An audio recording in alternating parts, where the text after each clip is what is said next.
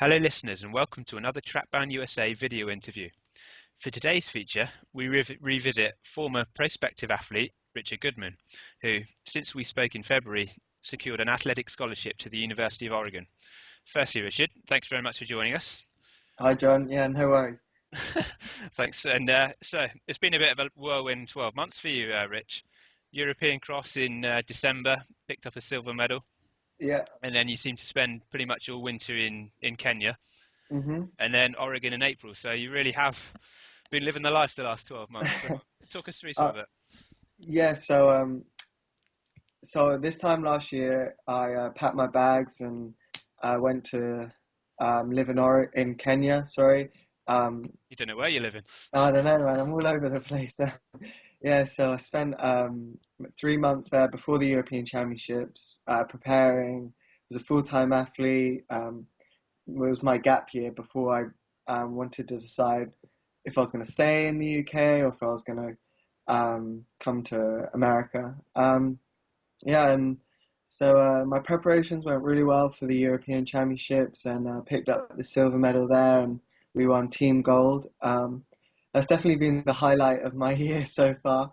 Um, and after that, I was at home for Christmas, spent Christmas with my family and friends, and then in January I flew back out to Kenya, and I really just wanted to focus January all the way up till April just for the track season. And I had really a few goals in mind, and they were like the World Championship, World Junior Championships, and and just uh, improving my personal best, and so that was at the back of my mind from day one when I arrived in January, and everything went really, really, really well. I was still being coached by Jeff Williams at Shaftesbury Barnet Harriers and by email, and everything was looking great. My time in Kenya from um, January to March was a much smoother and easier process than it was from September to December. I'd already been there, I already knew the routes, and I already knew the food, and the Lorna Kiplagat's facilities and everything. So yeah, it became my home really after spending 6 or 7 months living there. Um, and one evening in about mid-March, I got an email from the head coach at the University of Oregon. That was while you're still in Kenya, was it? Yeah, so Okay. I was still in Kenya at this time, around mid-March, and asking if I wanted to take a scholarship to the University of Oregon, and I slept on it. I thought about it quite a lot. Spoke to my parents about it, and we decided this is a once in a lifetime opportunity, and I couldn't reject it. I'd um, yeah, and literally the next day, I decided this is what I wanted to do. Oregon, with Okay. its history and everything, its program at the moment, the athletes that are here at the moment, just seemed like a no-brainer. Okay. Was it quite an easy decision for you to make that, or being one of the big young juniors in the UK, being heavily supported by UK athletics? You mentioned you've been out in Kenya all that time. Was it quite an easy decision to go to Oregon, or did you have to think twice about perhaps leaving that behind for a while? Um, I did think about staying in the UK and staying under UK athletics. Um, but every time I thought about that, I just thought I can't let this opportunity slip. An education as well as running for, in my eyes, one of the best US universities. But certainly the Uh, most famous. right, yeah, and it's so unfamiliar for them to give international students um, a, any money at all. Um, so yeah, I really and this is what I wanted to do. I always wanted to come to America and run in the NCAA system. Yeah, so it really wasn't a no-brainer. And was a no-brainer. So yeah, I don't regret my decision of coming. Excellent. Um, at all, really. Okay, so you headed out, well, from Kenya, presumably home for a little bit, and then out to Oregon once your mind was made up. What when you first landed, settled into Eugene, what were your impressions of the place? Um, well, the first thing I saw really was Hayward Field, and it's just spectacular. The stadium is, it has an atmosphere that I think is unmatchable anywhere else in the world, and um, it, it's almost like a holy grail, like a holy ground, really. Like I still can't believe I'm here, and um, the place itself, the trails are great. We have Prefontaine's Trail that runs along the Willamette River, um, which is like a cinder trail. It's really, really well maintained. It's about a 5 mile loop all the way around. Um, yeah, there's Hendricks Park, which is extremely hilly. We have Amazon Trail. The trails are endless, really. It's perfect. It's probably Perfect. one of the best places I've ever been to in terms for running, Okay. except for Kenya. Um, Of course, yeah, it'd be tough to beat that, but it sounds like things are going well on that side. So, what about things away from running? How did you settle into American life and classes and just the differences that you have on the west coast of America from Kenya and then also from London? um, I think the hardest thing was coming and having to make so many new friends, and I think I found it quite easy to make new friends with a team because we have so much in common, be it from running and that everyone was really friendly. Everyone's really interested in your story, especially as an international student. They've never heard of you, and um, everyone wants to know like why you're here and how you got here, and especially from living in Kenya, everyone's really interested about that, and Yeah.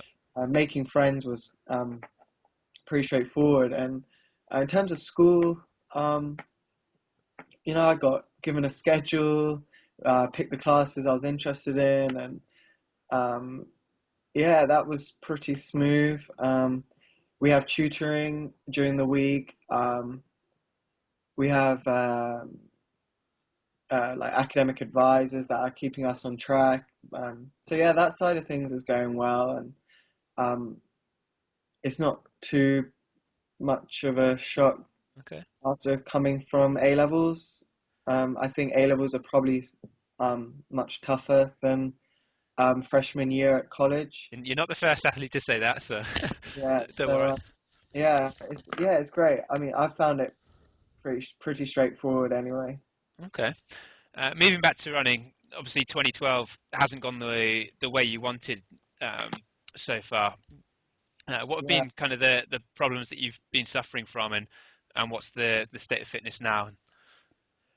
So so when I left Kenya in March, um, I was extremely excited to get as much training in as I could, get on the plane, and start racing for the university in that next couple of weeks. Get the admission sorted and get my eligibility sorted, Okay. and start racing. Be it the 1500, the 5000. We weren't too sure just yet. So when I was at home, unfortunately, I You, just how long were you kind of been home for long? Were you, was it a few weeks? Was it if between? that I think Yeah. maybe a week and a half. I sort of all I was home for was to get my clothes Wow. and get my visa from the American embassy. Um, and yeah, I was just really, really unfortunate to pick up a stress fracture in my femoral neck. Oh, Um, and it was just a combination of coming from Kenya, where I was running on extremely soft dirt roads, and trying to do the same volume back on the concrete in London. that I train on in London. Yeah. Um, and unfortunately, I paid the biggest price for not realizing that, and picked up a stress fracture. Um, and at the time, I didn't think too much of it. I thought I just strained my groin. And if any listeners I've had a stress fracture up there. It's sort of like you don't really know where the pain is. It's just sort of like a localized, um, like around your hip area. So I was pretty confident I'd just torn something or strained a ligament. And in my head, I kept telling myself, look, this is, I've done so much work. I've run so many miles. Mm. I've spent so much time in the gym doing all the extra hours. I've been living in Kenya. I've done everything right, and I just couldn't face the fact that maybe I've You've done possibly got something wrong here. right. So I tried to keep running on it for about a week, and I just couldn't. Every time I went out for a run, it was excruciating pain through my hip. So I didn't really want to alarm the coaches just yet. I hadn't had any MRI um, scan or X-rays or anything like that. So you And didn't want to get off the plane. Hi guys, I'm Rich. I'm also injured. right, yeah. So when I got here, I was having treatment every day. Deep tissue. I was in the ice bath. I was trying to run on the underwater treadmill. I was on the Alter G. I tried everything. The coaches put me through the works just to try and whatever the problem was to go away. And eventually, I had an MRI scan, um, and it came up with a stress fracture in my hip. So yeah, it hit me like a tidal wave really. I just didn't know what to do.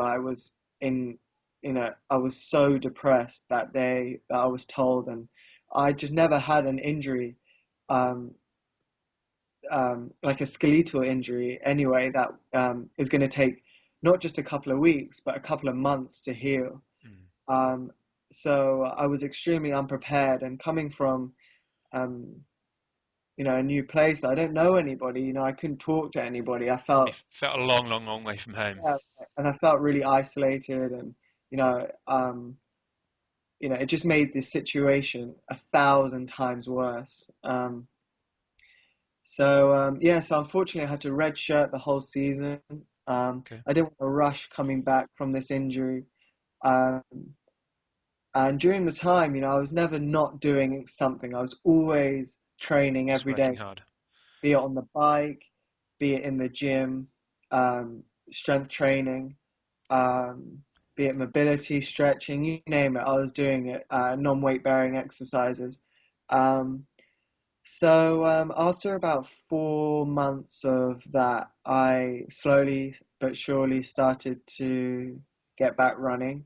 Right. I started slowly building up my mileage and going, and at the same time going to school, which was great. It took my mind off the injury, Yeah.